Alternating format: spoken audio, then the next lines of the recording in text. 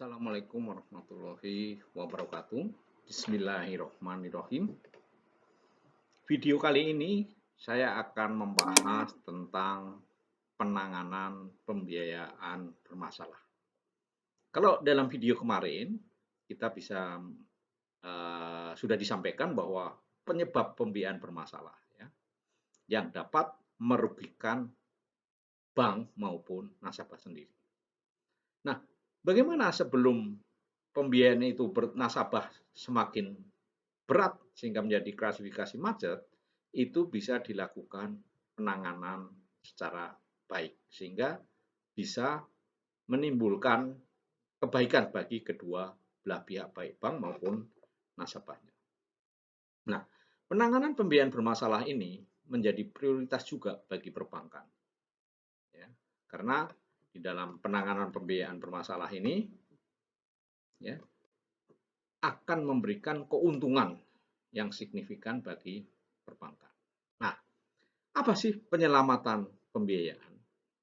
Jadi, penyelamatan pembiayaan adalah upaya yang dilakukan dalam pengelolaan pembiayaan bermasalah dengan tujuan untuk meminimalkan kemungkinan timbulnya kerugian bagi bank.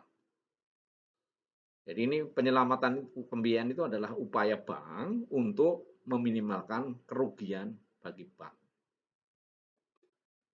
Kemudian indikator penyelamatan itu ada dua. Yang pertama adalah dari nasabah sendiri. Apakah nasabah masih mempunyai willingness to pay? Ya, jadi dia mempunyai keinginan untuk membayar. Ini terkait dengan karakter nasabah. Jadi selama nasabah bermasalah, dia masih mempunyai kemauan nggak untuk membayar? Dia kooperatif nggak? Beretikat baik tidak? Nah, ini sangat menentukan di dalam penyelamatan pembiayaan bermasalah. Kemudian yang kedua dari usahanya. Apakah usahanya kemungkinan mempunyai ability to pay? Ya, jadi mempunyai kemampuan untuk melakukan pembayaran kembali. Nah, dua sisi ini, dua indikator ini akan menentukan terhadap penyelamatan pembiayaan. Nah, kalau dengan willingness to pay nasabah, kita lihat adalah tadi etikat baiknya. Etikat baiknya masih ada. Dia kemauannya masih ada untuk melakukan pembayaran kewajiban ke bank. Nah, kemudian kalau dari usaha, prospek usahanya masih bagus. Ya, memang sekarang sedang mengalami penurunan sehingga kemampuan bayarnya menjadi menurun. Sehingga tidak sesuai lagi dengan kesepakatan di dalam perjanjian pembiayaan. Tapi bisnis nasabah itu masih mempunyai prospek. Jadi dua indikator penyelamatan ini harus menjadi pegangan bank untuk melakukan identifikasi.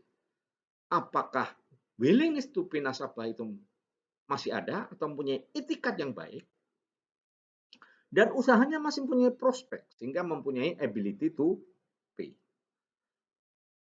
Kemudian bagaimana tindakan penyelamatan itu? Ya, jadi tadi dua ada komponen. Ada yang prospek, di mana prospek ini ada prospeknya rendah atas usahanya, atau dia nasabah mempunyai usaha yang masih mempunyai prospek yang tinggi atau baik. Kemudian di kuadran bawah adalah etikat.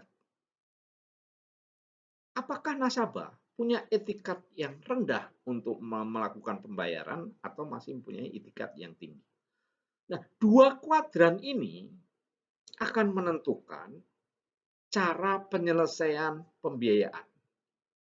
Jadi, seandainya nasabah itu setelah diidentifikasi mempunyai etikat yang tinggi dan prospek usaha yang masih tinggi, maka bisa dilakukan dengan cara restrukturisasi pembiayaan. Ya, bisa dilakukan restrukturisasi. Namun sebaliknya, apabila berada di kuadran sini, di mana prospeknya usaha rendah dan etikat nasabahnya rendah, maka penyelesaiannya melalui saluran hukum. Ini melalui pengadilan. Apakah melalui fiat eksekusi atau melalui kepailitan. Ini saluran hukum. Kemudian prospeknya masih tinggi, tapi etikatnya rendah. Ini juga percuma karena tidak akan capai titik temu dalam penyelamatan pembiayaan, sehingga penyelesaiannya melalui saluran hukum. Nah, sebaliknya jika etikatnya masih tinggi, namun prospek usahanya sudah tidak ada, maka penyelesaiannya biasanya dilakukan secara musyawarah atau damai. Jadi misalnya nasabah diberi kesempatan untuk menjual jaminan secara sendiri agar dapat harga yang terbaik. Bank memberikan waktu, tempo. Nah, ini adalah penyelesaian secara damai. Jadi, sekali lagi, penyelamatan pembiayaan hanya bisa dilakukan apabila etikat nasabah tinggi dan prospek usahanya juga masih baik, sehingga bisa dilakukan restrukturisasi pembiayaan. Ya, ini ada di kuadran sini ya. Nah, kemudian bagaimana indikator penyelamatan ya, baik dari etikat atau prospek? Kalau etikat baiknya itu sudah tidak ada atau rendah, ini ada tanda-tanda nasabah. Misalnya adalah sulit ditemui. Ya, jadi kalau nasabah sudah bermasalah, usahanya turun, itu biasanya ada sulit ditemui kalau dia etikatnya sudah tidak baik. Kemudian juga tidak mempunyai rencana yang jelas untuk melakukan going concern bisnisnya, sehingga berdampak pada pembayaran kepada bank. Yang ketiga adalah memaksakan negosiasi. Ini juga menunjukkan etikatnya rendah. Kemudian berkesan menyembunyikan sesuatu. Jadi ada yang ditutupi. Dia tidak transparan nasabah. Yang berikutnya adalah data yang diminta bank itu sulit diperoleh. Kalau kita lihat tanda-tanda seperti ini, maka etikat nasabah adalah sudah rendah. Nah, sebaliknya kalau etikatnya masih tinggi, nasabah sangat kooperatif dan dia terbuka dengan bank. Dia datangi bank, dia berdiskusi, kooperatif, ya, bahkan minta masukan dari bank. Jadi sangat kooperatif dan terbuka. Dan ada keseriusan di dalam bernegosiasi. Serta mempunyai rencana yang jelas untuk penyelesaian pembiayaan. Juga ketika diminta data yang dibutuhkan, akan memberikan support. Ya.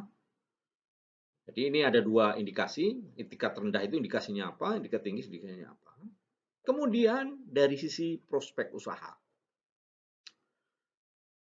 Prospek usaha rendah atau minus itu jika laba operasionalnya sudah jauh negatif. Dan juga tidak ada peluang untuk melakukan efisiensi pengurangan biaya-biaya. Ya, jadi udah nggak mungkin alternatif untuk efisiensi juga. Kemudian produk dan jasa kurang diminati. Jadi misalnya teknologi itu sudah seperti gambar ini ya, Nokia udah layoff-nya. Itu life cycle-nya itu sudah jauh di bawah. Kemudian tidak ada peluang usaha untuk diversifikasi. Jadi ini tanda-tanda prospek usahanya rendah. Demikian juga kalau prospeknya masih tinggi. Laba operasionalnya masih positif. Artinya laba operasional itu antara pendapatan dikurangi HPP itu masih positif. Ya. Kemudian ada peluang untuk efisiensi untuk mengurangi biaya, dan prospek produk dan jasanya masih baik, serta usahanya masih dapat dilanjutkan. Jadi kalau prospeknya rendah ini laba operasional sudah negatif, tapi kalau dia tinggi, laba operasionalnya masih positif. Ini bisa dilanjutkan untuk penyelamatan pembiayaan. Nah, apa tindakan penyelamatan? Ya, tindakan penyelamatan yang dilakukan bank adalah yang pertama adalah melakukan review atas dokumen-dokumen pembiayaan nasabah. Berikutnya adalah melakukan evaluasi atas kondisi saat ini usaha nasabah. Ya, kita evaluasi kondisi saat ini seperti apa. Nah, kemudian setelah review dokumen, evaluasi kondisi saat ini dilanjutkan dengan membuat rencana tindak lanjut atas penyelamatan pembiayaan nasabah. Nah, sekarang apa sih review dokumen pembiayaan? Dalam melakukan review dokumen, itu adalah mengumpulkan dan mengorganisir dokumen pembiayaan dari awal proses pembiayaan sampai kondisi saat ini. Jadi ini harus kita kumpulkan dan diorganisir dalam suatu file yang teradministrasi dengan baik atas dokumen-dokumen pembiayaan. Kemudian kita identifikasi fasilitas pembiayaannya. Ya, di dalam struktur fasilitas kelihatan, kita identifikasi. Kemudian kita review atas kelengkapan dan keakuratan dokumen. Nah, ini biasanya yang kita review seperti misalnya dokumen legal, itu kita review. Apakah ada kelemahan dari sisi bank, itu harus kita periksa. Biasanya kadang terjadi kesalahan typo di dalam akad misalnya. Nah, itu segera kita perbaiki. Ada dokumen-dokumen yang belum sempurna, harus segera disempurnakan. Ya. Kemudian membuat ringkasan kronologis proses pembiayaan atau pembiayaannya dari awal sampai dengan kondisi saat ini. Jadi dibuat suatu ringkasan kronologis sehingga itu menjadi informatif. Kemudian berikutnya adalah melakukan dokumentasi atas semua aktivitas penting yang telah dilakukan. Jadi semua harus didokumentasikan sehingga tercatat dengan baik dan teradministrasi dengan baik. Ini adalah review dokumen pembiayaan. Berikutnya adalah evaluasi terhadap kondisi saat ini. Jadi kita harus identifikasi penyebab memburuknya kualitas pembiayaan itu karena apa? Apakah karena pembayaran kewajiban pokok, kewajiban margin, ya. Ini harus kita identifikasi. Jadi misalnya sales-nya turun, pendapatannya jauh menurun, ini kita identifikasi sehingga nisbah bagi hasil pun menjadi kecil. Nah, ini harus kita lihat penyebab memburuknya kualitas pembiayaan. Ini harus sesuai dengan kondisi realnya. Kemudian kita harus lihat posisi jaminan, meliputi nilai dan pengikatannya. Jadi pada saat kita mengevaluasi, kita harus sempurnakan apabila ada posisi agunan yang melemahkan bank. Ya, kita harus sempurnakan. Yang kemudian kita evaluasi lagi adalah kemampuan nasabah untuk mengelola usaha. Seperti apa? Jadi kita harus identifikasi penyebab turunnya usaha nasabah. Apakah faktor eksternal atau faktor internal? Ya, ini harus kita identifikasi. Kemudian karakter dan sikap nasabah. Tadi sudah kita lihat identifikasinya ya, baik dari nasabah maupun usaha. Kemudian kondisi keuangan terkini dari nasabah. Ini kita evaluasi. Sehingga data-data hasil evaluasi ini kita dokumentasikan untuk membuat suatu kesimpulan dan negosiasi dengan nasabah. Nah, berikutnya kita harus membuat suatu rencana tindak lanjut. Nah, kita harus melihat hubungan bisnis sebagai hubungan yang sama sekali baru pada saat kita mau melakukan restrukturisasi. Jadi kita bukan terus melupakan semua, tapi kita harus melupakan masa lalu kenapa nasabah bermasalah. Nah, ini kita harus perbaiki ya dengan hubungan yang baru agar terjadi koordinasi dan kerjasama di dalam penyelamatan pembiayaan. Kemudian juga melakukan analisa mendalam terhadap prospek kelanjutan hubungan antara bank dengan nasabah, nasabah dengan bisnisnya, dan mengidentifikasi serta mengevaluasi alternatif solusi yang mungkin atau pilih yang terbaik. Kemudian implementasikan alternatif solusi yang dipilih. Kita harus implementasikan dan melakukan monitoring dan review kembali atas alternatif solusi yang dipilih. Ya, ini rencana-rencana ini harus dilakukan suatu implementasi. Ya, jangan hanya rencana tapi tidak diimplementasikan. Dan terus dilakukan monitor dan review. Saya rasa demikian cara penanganan pembiayaan bermasalah. Ya. Jadi tinggal dua pilihannya.